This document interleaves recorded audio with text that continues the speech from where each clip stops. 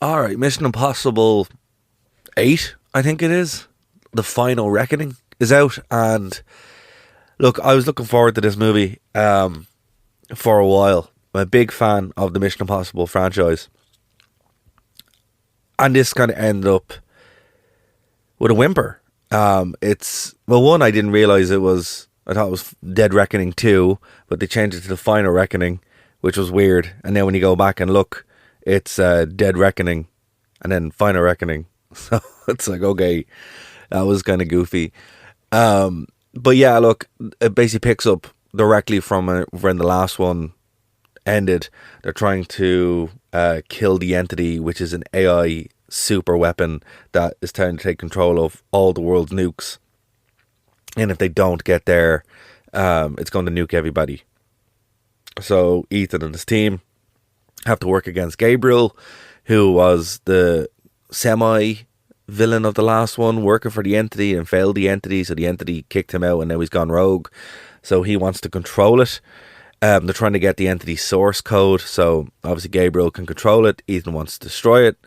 And there's a countdown basically. So the nukes, each country's nukes are being taken over systematically.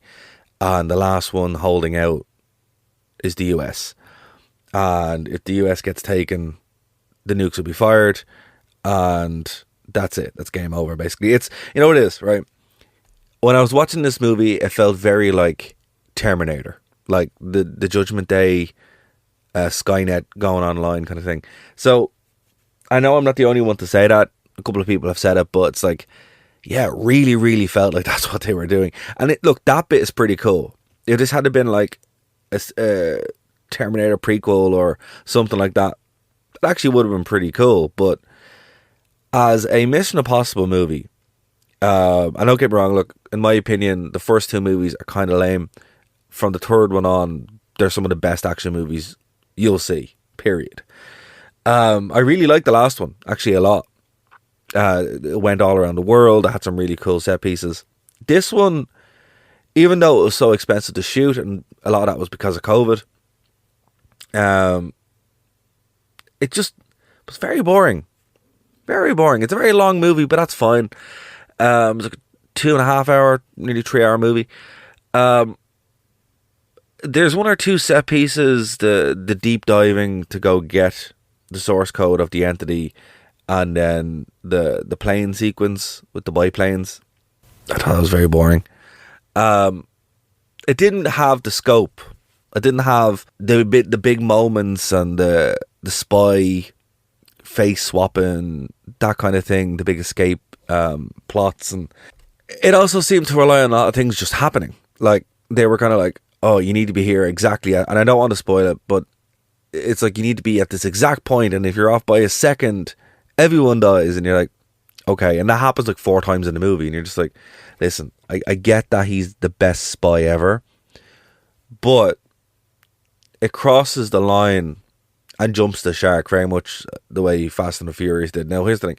Those movies suck, except for when they do jump the shark, it just become ridiculous, and then they're actually quite good. But this did it in a way that actually damages the franchise. You just can't take it seriously anymore. Like, there's too many contrivances. The plot isn't strong enough. The bad guy isn't a guy. It's an entity that you don't really see. You can't really fight the Entity. You know what I mean? It's at the end of it.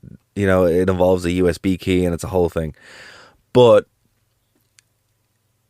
it's a really big letdown for something that should have been a big monumental send off.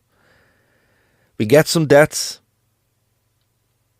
Should have been a bigger sacrifice, I think, or it should have been a proper conclusion. Look, it's not a bad film, not by any stretch of the imagination, but if you're a Mission Impossible fan, you're going to go see it. That's fine. If you're not, it doesn't really stand by itself. You have to watch the one before, which again is a letdown because these movies are supposed to be able to drop in and watch whatever you want, which is why I would always say to people before this one, don't bother watching the first two. It doesn't really matter. Now it does.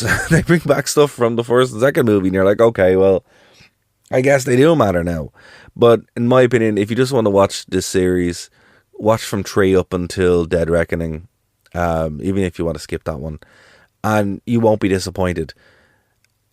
This is a very poor movie in that context. Don't bother going seeing it. It's already bombing at the box office. Wait for streaming. That's my take on this. If you're a fan, you probably will go see it.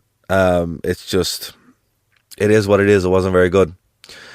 Guys, I sound a little bit different. I have COVID at the moment, so I do apologise. But let me know what you think of the movie. If you saw it, what's your favourite Mission Impossible? And we will see you in the next one. Please like, share and subscribe to the channel.